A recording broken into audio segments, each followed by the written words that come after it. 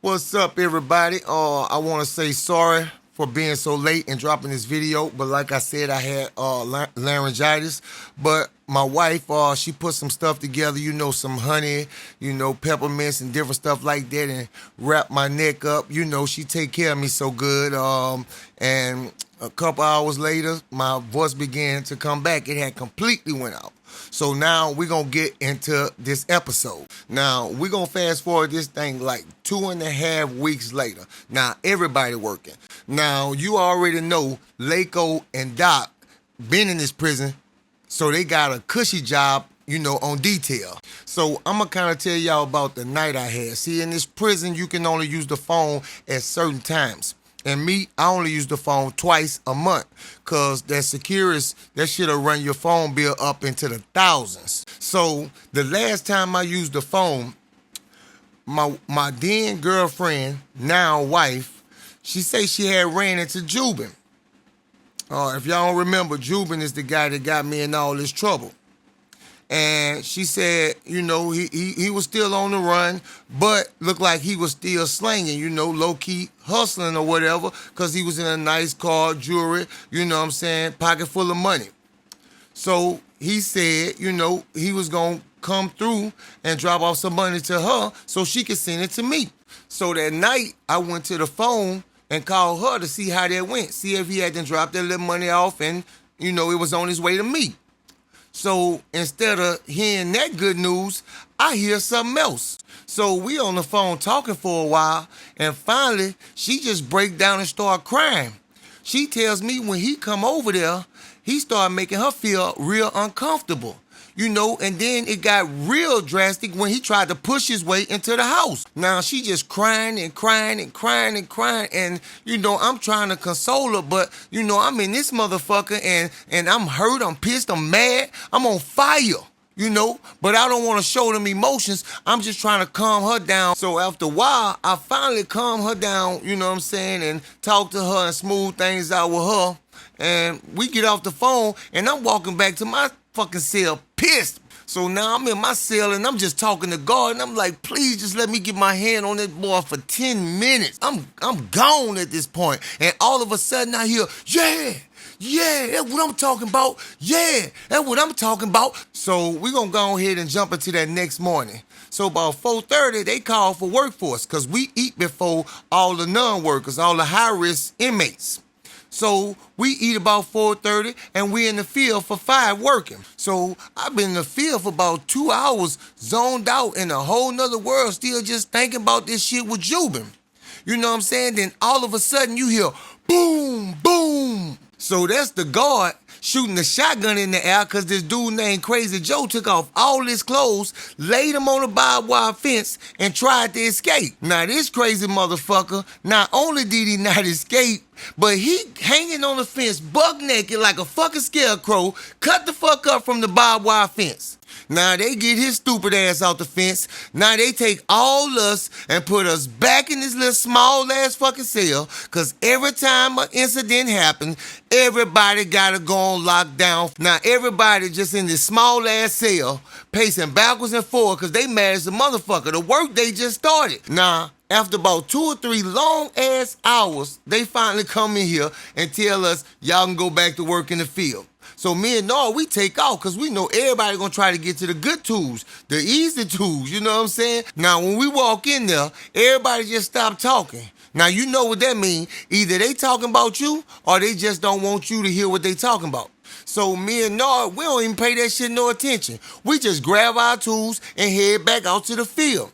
So I'm back out there working, you know what I'm saying? And all the chatter pick up, then the shit stop, then them niggas start talking again. Noah come walking to me, so he say, man, them niggas say, Jigga Man gonna get at you. So I'm like, what the fuck they talking about? I ain't got no problem with Jigga Man. I'm like a football field away from Jigga Man down here putting sprinklers in. So he running lines. Now, I'm watching Jigga Man. He coming down, running lines. So finally, when he get to me, I reach for the line to hook in the sprinkler system, and he just look at me like, hold on, nigga. Nah, I'm puzzled like a motherfucker. So I'm just thinking and thinking, cause I got this other shit on my mind, but then it dawns back on me. I hope this man don't think I went in his cell. Nah, I'm saying I gotta go approach this man and see what this shit really about. Now, you know in prison, any words you say can be fighting words. What's happening with you, man? What the fuck you mean what's happening with me, man? Nah, I'm just saying, is you cool? Is you cool, nigga? Nah, I go back to working just thinking about how I can go approach him, you know what I'm saying, without even bringing up no conflict. But before I could do that, one of the niggas on the workforce come up to me and say, man, Jigga might think you and somebody else went in his cell and stole some cigarettes. Nah, I already know what the situation about. I'm already pissed off about this other bullshit. Now, Robbie just adding to my motherfucking problems. So, you know, I want to fuck him up. You know what I'm saying? So I'm like, nah, wait up. Let me go holler at him like a man. You know what I'm saying? And see how he gonna handle this situation. Now, we finished our work for the day. I'm headed back to the tool shed to put my tools up and shit. Now, I just took y'all through the quick update. Now I'm about to give y'all a breakdown what everything means. So now we get into the heart of the story. So, okay, like I said, we're heading to the tool shed, and Jugger Man just speeds up and busts through me and Nord. So we just looking at each other like, man, this nigga lost his mind. Like, you know what I'm saying? He on some whole other level shit now. So we gets to the tool shed, and I'm talking to him, and I'm like, hey, bro, I don't know what you heard, what you been told about somebody, about me having any party to going in your cell. And he like, say, man, I'm gonna tell you like this. Them cartons better find their way back home. Them cartons? I ain't got shit to do with that, my boy. Cause anything I want, I'm gonna purchase. I ain't gotta steal from nobody. I say, now, first, that sale and you and your cigarettes and that issue right there, I'm thinking you need to take that up with somebody else. Well, you know, Monroe told me, you can stop right there, my boy. Now, I tells him, before this situation go any further, let me go address this Monroe situation. Now, I know all this came about because Robbie then got with Monroe and them, and Jugger Man must have got suspicious or cutting up behind them cigarettes up in the tier, and they threw the shit on us. He told them he seen us in his cell. So I tell Noah, as we walking back to the cell, let's go get with Doc, Laco, Pedro, you know what I'm saying, and we gonna head back over there. Pop should already be up in there. He should have been the first one back up in there. So, okay, we gets back in the tier, and we hook up with everybody, but I tell them fall back because I don't want them to look like I'm coming straight to address them. But now, y'all got to keep in mind, I'm still pissed off about this Juvenile shit. So instead of going straight to Monroe, I know Robbie is the source of the problem. So I goes up to Robbie. I say, hey, Robbie, man, come on, let me holler at you like a man. And we talking. So Robbie like, man, I don't know shit about that, man, but shit, if nigga coming at you like that, then that's on you. You know what I'm saying? He came at you. So before I knew it, I couldn't control my anger. I hit him. Bow! So I stumps Robbie ass until my dogs come grab me. Now Monroe now comes up, man, yo bitch ass nigga, just wait. Now this brings me back to that part earlier when I told you I was in my cell in deep thought, and all of a sudden I hear, yeah, that's what I'm talking about. Yeah, that's what I'm talking about. So I peep out the cell, and that's Monroe on the phone, and he just going off like, what you could be talking about on the phone that got you doing all that? So we gonna fast forward to that next day. So after morning chow, we gets a transport bus. And on that transport bus, come to find out why he was, yeah, that's what I'm talking about. His little brother and them, he found out they was being shipped to this prison. He got twin little brothers named, we called them Rocky and Bullwinkle because they ugly as hell. They look like the cartoon characters, Rocky and Bullwinkle. So we gave them that nickname. Now, also on this bus is two dudes named Baytown and Homer. So, you know, it's other people on this transport, but I'm going to bring them in as we go. So remember this transport bus that just came. But right now, Homer and Baytown is the only ones, that's important besides Rocky and Bullwinkle. So when they get off the transport, they get populated to their cells and shit like that. So, after they ain't got populated to their cell, Rocky and Bullwinkle goes to their brother. They hugging, rocking backwards and forward and all this. So after everything settled in, me, Doc Laco, Pop Nord, and all them, my whole squad, we go sit down and we start playing cards. Now going back to the transport, it got this other dude that came in, a messy ass dude that love to mess with the queens in every prison he go to named BTZ. Now we just gonna fast forward to about a week later when a lot of shit started brewing up. Now, over this period of time, we playing cards, and these two dudes named Baytown and Homer come walk up and ask could they get in it. Now, we just playing a nice little friendly gamble game, for cigarettes, Zuzus, wham-whams, little different things like that. Now, every day, this will be our same little routine, and when they see us playing cards, they'll come over and join us. So now we getting to know each other, we gelling, and we really like those dudes. So they really started hanging with us. But now the prison taking notice that we getting deeper and deeper and deeper. But we not doing it, on purpose intentionally. We ain't recruiting. This just happened organically. Now, also in that time, the dude BTZ, he got the same personality as Jugger Man. So they end up starting hanging around each other and everything, going to each other's cells and shit like that. Now, Jugger Man don't mess around with boys and the queens, but he support everything that BTZ do, because they done got real tight. Now, Queen Sugar, on the other hand, Queen Sugar got an issue with the dude Homer that then came and started, gelling with us. Because apparently in another prison, Queen Sugar tried to fuck Homer. But Queen Sugar wasn't deep at this time. He thought he could just, bully Homer and beat Homer up and take it. But Homer could fight. So Homer beat Queen Sugar up. So, that bad chemistry is still there. Now, I know I kind of ran and gave y'all the layout real fast, but it's a lot to cover in these episodes. And now I'm dropping them back to back. I'm up. Now, let's get into it. Now, we're going to go to the point where everybody been in here long enough to get on the workforce and get their jobs. Okay? And I'm going to give you where everybody work at when we get to that, because it'll be too long just telling you everybody and where they work at. Okay, now I remember all these situations because we in Y2K, that year in 2000, in the month of October, my birthday month. Now, everybody off the date or whatever. So, like between morning and afternoon, Queen Sugar comes up to me and give me a bag of art supplies because Queen Sugar overheard that it was my birthday. So Queen Sugar gives me the bag of art supplies and say, hey, ain't no strings attached. This ain't no jail game type stuff, no funny stuff. She like, you just a cool dude, And I see you always doing that and you in your own little world, so here you go. But on the other hand, this bitch ass nigga right here, I'll bust this bitch ass nigga up. So Homer stands up and go forward at Queen Sugar and say, bitch, what you said? And I hear up and catch Homer and they still arguing, but I come and sit down. I was like, hey, Queen, go ahead. I got it. Just go ahead. Man, Homer, chill out, bro. Chill out. Let me run some shit to you or whatever. Trying to let him know that it ain't like it was in the other prison. Queen Sugar ain't by himself no more. So we all sit back down and start playing cards. And I'm running the situation to Homer.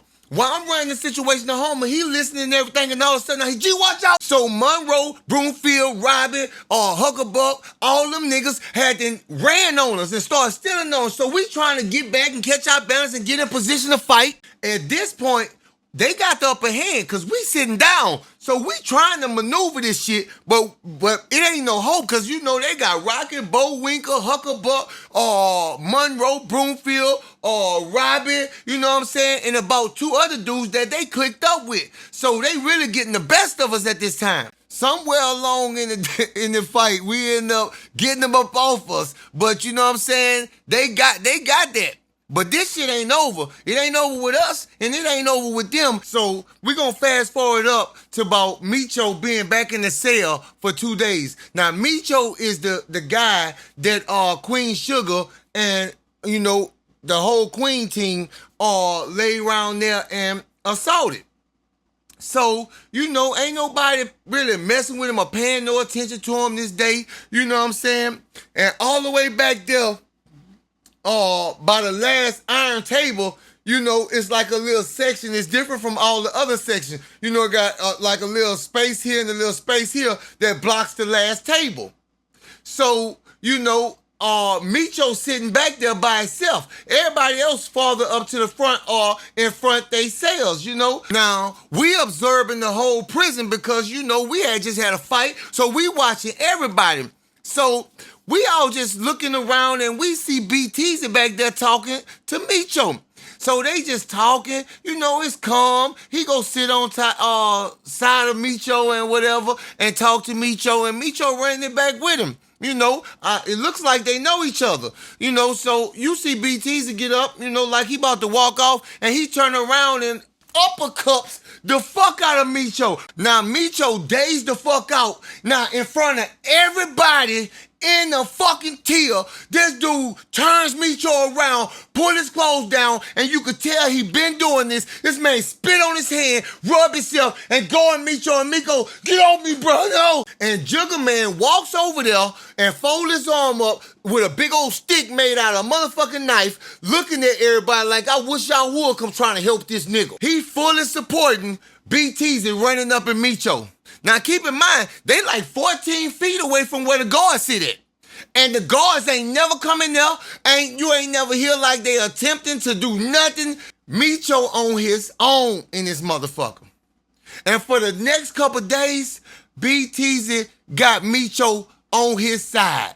Micho looked like he reluctant, don't want to do nothing. I remember one day, Micho said something, and BTZ just punched him in his jaw. Now, for the better part of that month, BTZ around there selling Micho. And there's a lot of them niggas in there that participate in that in this prison. I'm talking about, we got about over like 180 people in this tier. So one day I come back in from workforce after finishing the day, and dude run up to me and say, man, you know what happened, huh? I'm like, what happened? They say, man, BTZ sold Micho to Ross, and everybody in his cell fuck Micho, and they tried to kill Micho up in there, man. They just rolled Micho out of this bitch in bad condition. To show you how rowdy this prison was getting, the same day they rolled Micho out of there, you remember the North Dale that was the dude North Dale I told y'all about that do business with Queen Sugar? They had him inside the cell, hands tied outside the bar, going up in him that same day. Now, Northdale ain't the type of dude that's about to let nobody run up in him and think it's over. Northdale started losing his mind, and the next day on the workforce, I heard Northdale had caught Queen Sugar boy TK because they worked together and beat the shit out of TK. Now see, if you on the workforce that's not outdoors, you ain't heavily guarded. Matter of fact, you ain't guarded at all. They free to roam as they please. Now, I heard they didn't find TK till later that day after the workday was all over by the boiler room.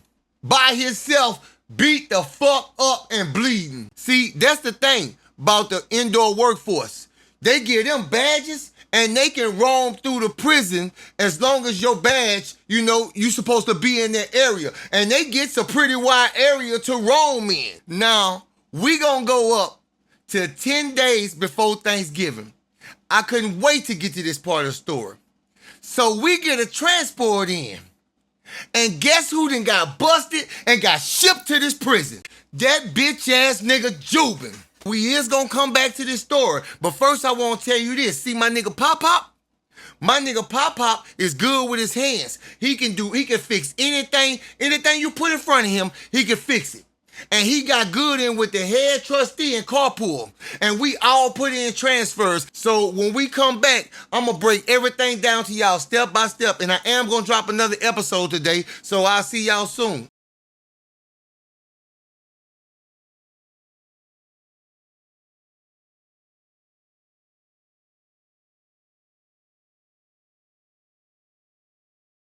Hey guys, I'm currently editing a lot of videos of interviews and different kind of other things that's going on. So I would like to upload these, as many as possible at one time, so you guys don't have to wait for one interview. You could kind of go through them because it's going to be a lot of them.